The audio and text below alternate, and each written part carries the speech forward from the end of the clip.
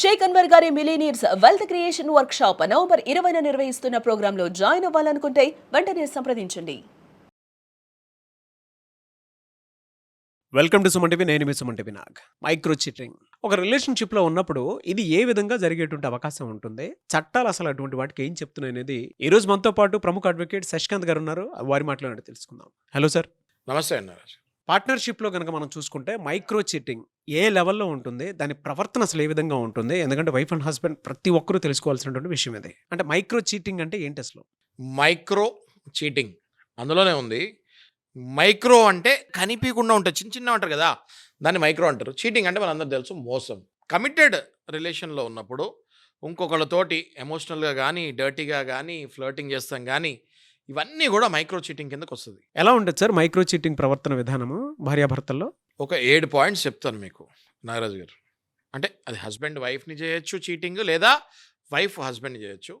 ఈ 7 పాయింట్స్ నేను మీకు ఏదైతే చెప్తానో ఇవన్నీ కూడా మైక్రో చీటింగ్ కిందకే వస్తాయి. అందులో మొదటిది సీక్రెట్ కమ్యూనికేషన్ అండి.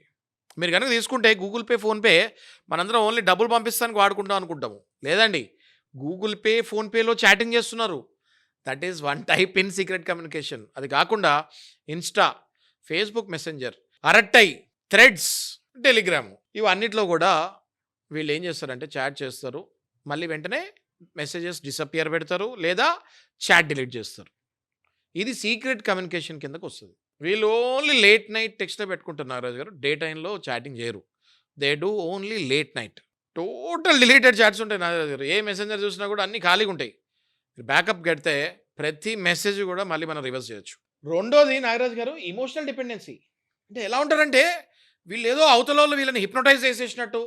ఇంట్లో వ్యక్తి ఉంటారు కానీ మనసంతా అక్కడే ఉంటుంది. ఫర్ ఎగ్జాంపుల్ ఏదైనా చిన్న గుడ్ న్యూస్ వచ్చింది అనుకోండి, ఏదో టీవీ పెట్టారు, ఏదో బ్రేకింగ్ న్యూస్ వచ్చింది అనుకోండి, వెంటనే వీళ్ళ చేతికి ఫోన్ వచ్చేస్తుంది. పక్కనే వైఫ్ ఉంటుంది, మర్చిపోతారు. వెంటనే చేతికి ఫోన్ వచ్చేస్తుంది, ఫోన్ చేస్తారు. హలో, ఇప్పుడే ఈ న్యూస్ వచ్చింది తెలుసా? హలో, ఇప్పుడు ఇది అయింది తెలుసా? పక్కన నుంచి వైఫ్ ఇలా చూస్తుంటుంది, నాకు చెప్పలేదేంటి అనేసరికి వాడికి కూడా అర్థం కాదు. అంత డిపెండ్ అయిపోయాను నేను, అయ్యో పక్కకి వెళ్ళి మాట్లాడాలి కదా, నా వైఫ్ ముందే మాట్లాడేశాను. అదే వైఫ్ పాయింట్ నుంచి అయితే ఎలా ఉంటుందండి? అయితే ఇది నేను చెప్పింది అబ్బాయిలు కాబట్టి కొంచెం ఎక్సైటెడ్గా చెప్తారు. వైఫ్స్ అయితే కొంచెం సున్నితంగా మెసేజ్ అంటే వెంటనే, అంటే హస్బెండ్ చూస్తుంటాడు ఏంటి అంటే ఇలా మళ్ళీ ఫోన్ ఇలా పక్క పెట్టేస్తారు. అంటే వైఫ్ రియాక్ట్ చేసే విధానం అది. ఒక మగవాడు రియాక్ట్ చేసేది అలా ఉంటుంది, ఒక ఆడవాళ్ళు రియాక్ట్ చేసేది ఇలా ఉంటుంది. ఇక మూడోది నాగరాజు గారు, ఎవ్రీథింగ్ కంపారిజన్. అరే రే రే రే రే, ఈమె తెలుసా ఇలాంటి ప్రాబ్లం వస్తే ఎలా సాల్వ్ చేస్తుందో. వైఫ్ అయితే మీకు తెలుసా అండి ఈయన నేను ఇలా చేశాడు, ఇలాంటి ట్రబుల్ వస్తే ఈయన ఇలా చేశాడు బిహేవ్ అంటే, వెంటనే అవతల పార్ట్నర్ కనెక్ట్ అయిపోతారు. వీళ్ళు నాకంటే వాళ్ళకి ఎక్కువ క్లోజ్ అవుతున్నారన్నమాట అన్నది టక్ మన బ్రెయిన్లోకి వచ్చేస్తుంది. వాళ్ళకి రాగానే వీళ్ళకి కూడా బ్రెయిన్లోకి వస్తుంది, అబ్బా నేను పట్టుబడ్డాను అని. నెక్స్ట్ నాగరాజు గారు, ఏదో షాపింగ్కి వెళ్తారు, ఓకే అలా ఆవిడ మంచి షర్ట్, ఈ కలర్ మీకు సూట్ అవుద్ది అని చెప్తే ఆయనకి ఇష్టం లేకుండా తీసుకుంటాడు ఆ షర్టు. ఈ కలర్ ఏం బాగుంది నాకు తెలుసు అని వేసుకున్న తర్వాత అలా ఆవిడ చెప్తుంది, ఈ షర్ట్లో ఎంత బాగుందో తెలుసా అంటే అసలు పట్టించుకోకుండా వెళ్ళిపోతాడు. ఆఫీస్కి వెళ్ళిన తర్వాత అదే విషయము ఏదైతే మనం ఇప్పుడు కొలీగ్ అనుకుంటాం, ఆ కొలీగ్ గనక షర్ట్ భలే ఉంది అని చెప్తే, కదా నేను కూడా అదే అనుకున్నాను, ఈ కలర్ నాకు చాలా మ్యాచ్ అవుద్ది అని చెప్పి మాట కలుపుతానికి ఆవిడ ఎవరైతే మళ్ళీ కాంప్లిమెంట్ ఇచ్చారో ఆ వైఫ్ కాంప్లిమెంట్ ఇచ్చిందేమో తుంగదోకి ఎవరో ఇచ్చిన కాంప్లిమెంట్ని నెత్తి మీద పెట్టుకుంటారు వీళ్ళు. అలాగే నాకు సేమ్, ఎవరు అతిథులు కాదు ఇందులో. హస్బెండ్ కూడా ఇవాళ యూఆర్ లుకింగ్ గుడ్ అంటే వైఫ్ థ్యాంక్స్ కూడా చెప్పకుండా వెళ్ళిపోతుంది. సేమ్ ఆఫీస్కి వెళ్ళిన తర్వాత ఎవరైనా అలా బాస్ లేకపోతే ఎవరైనా వీళ్ళు ఎవరితో ప్రేమలో ఉన్నారో, సీక్రెట్ లవ్లో ఉన్నారో వాళ్ళు కనుక దిస్ ఇస్ లుకింగ్ గుడ్ అంటే మురిసిపోతారు ఇట్లా, this is I'm very happy, thanks for the complement అని అంటారు. ఇదే విషయం కనుక ఇలా పార్ట్నర్స్ ముందు జరిగితే క్లియర్ కట్ స్టోరీస్ ఓపెన్ అయిపోతుంది. స్టోరీ ఓపెన్ అయిపోతుంది, ఇంకా క్లియర్గా అర్థమైపోతుంది వాళ్ళకి వీళ్ళిద్దరికి ఎఫైర్ ఉంది అన్నది. నేను చెప్పేది వాళ్ళందరికి చూసే వాళ్ళకి అర్థమవుతుంది. వాళ్ళ కింద కామెంట్స్లో నా మీద ఇరుచుకుపడతారని నాకు తెలిసినా నేను ఎందుకు చెప్తున్నా అంటే, తప్పదు మరి. భార్య భర్త అన్నాక సీక్రెట్ కమ్యూనికేషన్, సీక్రెట్ లవ్లోకి వెళ్ళినప్పుడు వాళ్ళంటి అడ్వకేట్స్ కౌన్సిలింగ్ ఇవ్వకపోతే మీ జీవితాలు సర్వనాశనం అయిపోతాయి. నాగరాజు గారు ఫిఫ్త్ది ఇప్పుడు నేను చెప్పేది, they will hide all the digital traces. అంటే ఏంటో అనుకుంటారు మీరు, ఫేస్బుక్ మెసెంజర్లు కానీ, అట్రే కానీ, వాట్సాప్ కానీ, గూగుల్ పే కానీ, ఇన్స్టా కానీ, వీళ్ళు చాట్ చేసుకున్నప్పుడు ఏమవుతుందంటే వీళ్ళకి రిప్లైస్ వస్తాయా, ఆ రిప్లైనేమో ఒక పక్కన డిలీట్ చేయాలి, ఇంట్లో వాళ్ళు చూస్తారు. డిలీట్ చేస్తే మళ్ళీ వీళ్ళు ఒకసారి చూసుకోవాలి అది మళ్ళీ. అంటే ఎప్పటికప్పుడు వాళ్ళు రిప్లై చూసుకుంటే మళ్ళీ ఆనందపడుతూ ఉంటారు కదా. సో డిలీట్ చేయకూడదు కదా, కానీ ఇంట్లో చూస్తారు కదా. కాబట్టి వీళ్ళు ఏం చేస్తారు, డిలీట్ చేసే ముందు స్క్రీన్ షాట్స్ కొట్టి ఒక హిడెన్ ఫోల్డర్లో అన్నీ అలా ఉంటాయి. వీళ్ళు ఎప్పుడు కావాలో అప్పుడు తీసుకొని ఇలా చాట్ని మళ్ళీ ఆస్వాదిస్తూ ఉంటారు. అమ్మా ఇది మళ్ళీ ప్రతి ఒక్కరికి నేను చెప్పట్లేదమ్మా. ఎవరైతే ఇలా అక్రమ సంబంధాల్లోకి వెళ్ళి జీవితాలు పాడు చేసుకుంటున్నారో, పిల్లల జీవితాలు నాశనం చేస్తున్నారో వాళ్ళ గురించి చెప్తున్నాను నేను. ఫ్యాంటసీ బిహేవియర్ నాగరాజు గారు.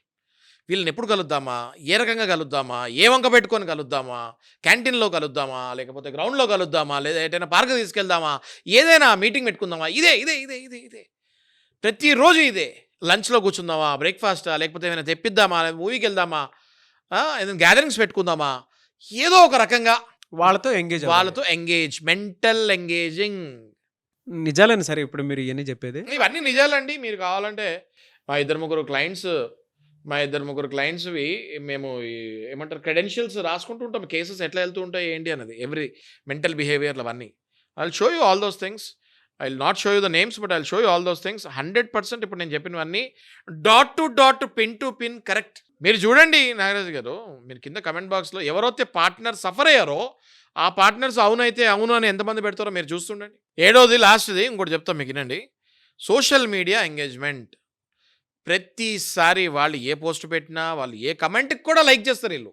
అంటే ఎవడో ఒకటి పోస్ట్ పెడితే దానికి ఈయన కనుక ఒకవేళ దానికి కమెంట్ పెడితే ఆ కమెంట్కి లైక్ ఉంటుంది. అంటే ఈయన వేసే ప్రతి అడుగు సోషల్ మీడియాలో అక్నాలెడ్జ్మెంట్ వస్తుంది వీళ్ళ పార్ట్నర్స్ దగ్గర నుంచి, సీక్రెట్ పార్ట్నర్స్ దగ్గర నుంచి. అట్లా కూడా వీళ్ళ ప్రేమని వాళ్ళ మీద చూపించుకుంటూ ఉంటారు. మర్చిపోయిన వాళ్ళని కూడా వీళ్ళు ప్రతిదానికి ప్రతిదానికి ఒక కమెంట్ పెట్టేసరికి they are showing interest on me అన్నట్టు ఎప్పటికప్పుడు వీళ్ళు రిలేషన్లో లైవ్లో ఉండటానికి తహలాడుతూ ఉంటారు. అండ్ వాళ్ళ పోస్ట్లకి కామెంట్స్కి లైక్ చేస్తూ ఉంటారు అంతే. ప్రతిదీ వాళ్ళు చేసే ప్రతి అడుగుకి ఫస్ట్ కమెంట్, ఫస్ట్ లైక్ వీళ్ళదే ఉంటుంది. వాళ్ళ అటెన్షన్ సీక్ చేస్తానికి వీళ్ళు తహలాడుతూ ఉంటారు. దీనికి ఏంటి సార్ అసలు లీగల్ రెమెడీ ఏంటి సార్? ఇది స్ప్రెడ్ అవుతుంటే క్యాన్సర్ కంటే దారుణంగా ఉంటుంది. అహింస అంటే హింసించకూడదు. ఎప్పుడైతే మీకు తెలిసిందో వెంటనే మీరు వాళ్ళ మీద అరుస్తాము, కొడతాము, గొడవలు చేస్తాము ఇంట్లో. ఇవన్నీ చేస్తే ఏమవుతుందంటే వాళ్ళు చాలా తెలివైన వాళ్ళు ఉంటారు. ఆ టైంలో వాళ్ళకి కావాల్సిందే అది. వెంటనే వాళ్ళు రికార్డింగ్ చేసేస్తారు. ఇదిగోండి మా వైఫ్ ఇట్లా బిహేవ్ చేస్తుంది, అందుకే నేను ఇట్లా ఎఫ్ఐఆర్ పెట్టుకోవాల్సి వచ్చిందని. కాబట్టి మీరు వైఫ్ అయినా హస్బెండ్ అయినా సేమ్, నేను చెప్పేది మీకు పర్టికులర్ జెండర్గా అని చెప్పట్లేదు నేను. ఇది కామన్. ఎప్పుడైతే మీరు గొడవ పెట్టకుండా, అరవకుండా, జాగ్రత్తగా వాళ్ళ ఎవిడెన్సెస్ సేకరిస్తారో, సైలెంట్గా మీరు ఒక పెద్ద మనిషినో లేక ఒక అడ్వకేట్నో అప్రోచ్ అయ్యి కౌన్సిలింగ్ కార్యక్రమం పెట్టుకొని, మా హస్బెండ్ ఇలా తప్పుదారులు వెళ్ళడానికి కూర్చొని సడన్గా మీరు ఏదో ఇన్విటేషన్లాగా సడన్గా పిలిచి ఇవన్నీ ఆ పెద్ద మనిషి ముందు బయట పెట్టి కౌన్సిలింగ్కి వెళ్తే 99% మళ్ళీ రివర్స్ రిలేషన్ అయ్యే ఛాన్సెస్ ఉంటాయి. మళ్ళీ వాళ్ళ రిలేషన్ కాపాడుకునే ఛాన్సెస్ ఉంటాయి. ఎప్పుడైతే మీరు రచ్చరచ్చ చేసి, గొడవ చేసి, కంపు చేస్తారో వాళ్ళకి అవతల వాళ్ళ మీద ప్రేమ ఇంకా పెరిగిపోతుంది. ఈ సీక్రెట్ లవ్ కాస్త పబ్లిక్ లవ్ అయిపోద్ది. వాళ్ళు పబ్లిక్గా చెప్పుకుంటాం మొదలవుతుంది. ఇంకా yes I love him or yes I love her అని చెప్పుకుంటాం మొదలు పెడతారు. కౌన్సిలింగ్ తర్వాత కూడా మారకపోతే ఎట్లా సార్ పరిస్థితి?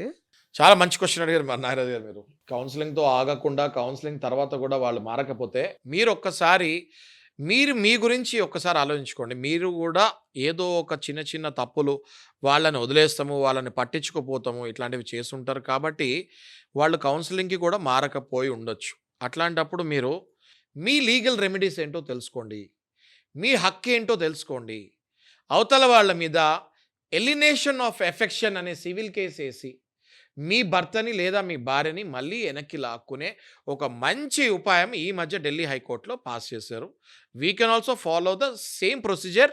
ఎలినేషన్ ఆఫ్ ఎఫెక్షన్కి వెళ్ళి మా ఫ్యామిలీలో చిచ్చు పెడతానికి పలానా థర్డ్ పర్సన్ వచ్చారు, వాళ్ళ వల్ల మాకు ఇన్ని డిస్టర్బెన్సెస్ అయినాయి అని చెప్పి వాళ్ళ మీద కంపెన్సేషన్ కూడా మీరు వేసుకొని సివిల్ రెమెడీ కింద కూడా వెళ్ళొచ్చు. వెంటనే మీరు డైవర్స్కి 498లకి వెళ్ళక్కర్లేదు. సివిల్ కేసు ద్వారా రెమెడీకి కూడా మీరు వెళ్ళవచ్చు. బట్ వెరీ గుడ్ ఇన్ఫర్మేషన్ అండి. Thank you so much Shashikant గారు. Thank you Nagaraj. సుమన్ టీవీలో మీ పర్సనల్ అండ్ బిజినెస్ ప్రమోషన్స్ కోసం కింది నెంబర్కి కాంటాక్ట్ చేయండి.